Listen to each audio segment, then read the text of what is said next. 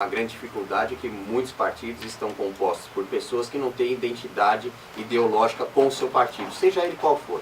Porque você precisa, para você estar numa agremiação, você tem que saber qual o conteúdo programático que prevê o estatuto daquela agremiação. E talvez seja a meia-culpa também, eu faço a meia-culpa, talvez seja a culpa também das próprias agremiações. Aí só fazendo um pequeno parênteses, como falava da representatividade feminina, também é culpa dos partidos, muitas vezes, não criar um ambiente propício para que as mulheres estejam no partido. Venham, né? Para que elas venham. Então eu acho que o partido tem também a sua culpa nisso. Por outro lado, tem que trazer os candidatos terem uma vida além do período eleitoral. Porque existe um ciclo, vamos dizer, da questão municipal de 4 anos, então entre uma eleição e outra, e que é o período que o partido precisa fomentar justamente a sua linha ideológica. No meio desse período temos eleições gerais, mas para a vida política local, nós precisamos ter um grupo que ele se mantenha independente do período eleitoral. E isso eu vejo, Márcia, como uma certa barreira. Por quê? Porque hoje a sistemática, ou até então, e a gente espera que isso mude depois dessa eleição, e eu tenho sentido já traços de mudança nisso, os partidos acabam, por vezes, desfazendo, desmanchando o grupo, porque não tem exatamente. Não tem aquela identidade ideológica que mantém. Porque o que pode manter um grupo?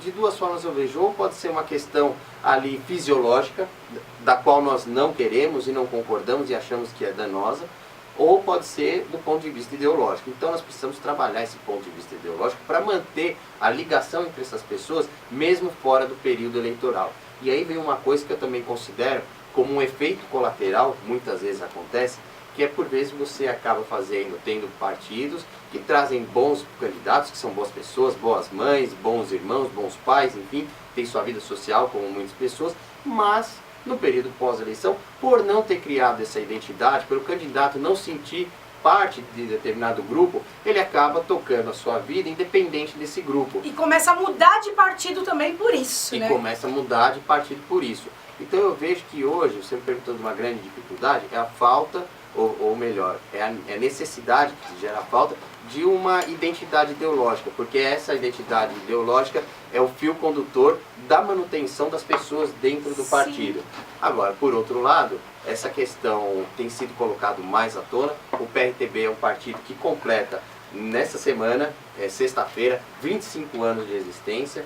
É um partido conservador, um partido que está à direita no campo político ideológico e que mantém essa sua linha ideológica sempre muito ativa. E é por isso, Márcia, e também não fazendo crítica aos demais, mas apenas colocando e pontuando que o PRTB, por se manter nessa linha, nunca esteve envolvido em Lava Jato, em Mensalão, em Petrolão, e foi por isso também que teve a credibilidade necessária para trazer os militares, especialmente o nosso querido General Mourão, que jamais colocaria em jogo ou em xeque o nome da instituição com mais prestígio no Brasil, que são as Forças Armadas, dentro do partido envolvido com esses sintomas de corrupção. Então, Márcia, ter um partido também ideológico não é fácil de manter por vezes. Existem facilidades, que outros partidos pegam esses atalhos para um crescimento, mas que no final, quando você vai ver, levam o partido para um abismo. O PRTB, dentro da sua estrutura, que hoje cresce, mas cresce de forma substancial e com base,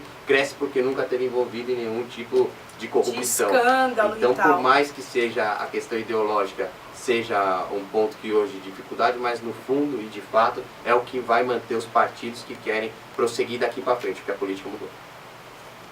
Você falou de uma coisa que eu acho muito legal. A política mudou. Nós acreditávamos lá atrás, em 2016, que realmente o Novo ia ganhar, porque mudou, a política mudou e tal. Não consegui ver isso. De 2016 para cá eu não consegui. Ao contrário, eu vi que tudo que era novo durante um período voltou a ser velho, ou voltou a política antiga muito rápido.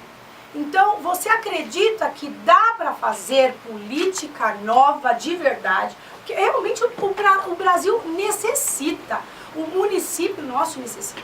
Você acha que dá para fazer política nova, mesmo com políticos que já estão na política? Márcia, eu acredito que parte desses políticos, aqueles que entenderem o novo momento da política, podem sim fazer parte desse novo momento. Vão se integrar. Vão se integrar. E qual é esse momento? É um momento de diálogo direto com a sociedade. Hoje nós estamos aqui na Thalita News e nós estamos falando diretamente para o público que nos acompanha Exatamente. em casa. Que é o mesmo público que pode pegar essa arma maravilhosa que nós temos aqui, hoje, que é chamado né, smartphone, e pode entrar em contato diretamente com o seu representante ou o seu candidato na época de eleição. Quantas vezes, Márcio, você que já foi candidato, sabe, agora nas últimas, o cara pega e fala com você no ato, como fala comigo também. E é o momento daqueles candidatos que eventualmente não tem essa ligação direta com a população, porque fazer política nova é sim ter um diálogo direto com a população, com as entidades civis que representam também essa população, com as ONGs, com as entidades do terceiro setor.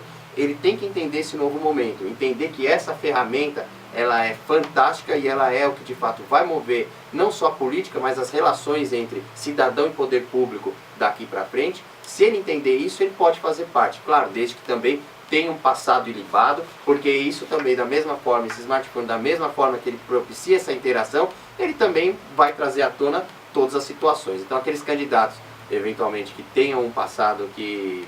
ruim. Vamos dizer ruim, mas um passado que o desabonem, né? Também estarão mais expostos. Então, aqueles candidatos, embora que já tenham uma vida pública pregressa, mas que sejam bons candidatos e que entendam que o momento agora é de fazer essa política, que é de alianças com a sociedade civil, com os eleitores, ele pode estar dentro desse modelo sim. Tem uma outra coisa, Márcia, eu sei que isso você... é muito bom você esclarecer isso, porque é difícil as pessoas tocarem na ferida, e tem que tocar.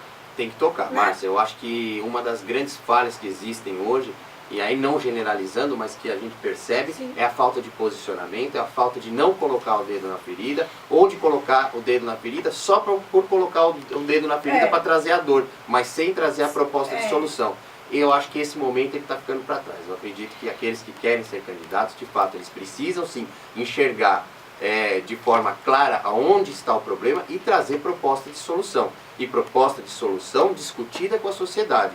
Hoje foi-se o tempo que era só a vontade de um que prevalecia e era tudo goela abaixo. Isso acabou, Márcia. A gente pôde observar como é a participação popular dentro de uma campanha. Sim. Agora, em 2018, eu participei desse processo. Eu sei que aqueles que levantam são os mesmos que cobram, e isso é muito bom, porque também não permite determinados desvios. Você vir com uma prática que era corriqueira no passado, que cada dia vai estar menor, que é o estelionato eleitoral, prometendo algo e não cumprindo. Prometendo e não executando, prometendo e de fato não realizando. Eu acho que essa pressão social é válida, é importante e deve ser assim.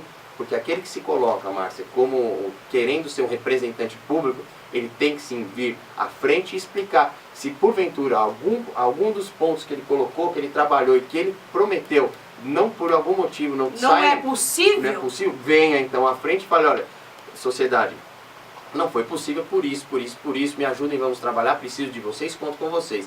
E dá satisfação. Exatamente. E eu vi isso muito na campanha, Márcia, porque as pessoas vinham me perguntar, e eu tive a felicidade de estar numa campanha majoritária vencedora, né? Tanto no plano de vista federal, como no plano de vista estadual. Fui vencedor pela quantidade de votos que tive por uma primeira candidatura, mas fui vencedor também no segundo turno, num apoiamento ao João Dória. E vi que a cobrança das pessoas, mesmo no período pós-eleição, então apurou, ganhou, mas a cobrança continuou. E isso é muito bom. É muito importante. E me fala uma coisa, com tudo isso, você trabalha na saúde. Na saúde. Certo?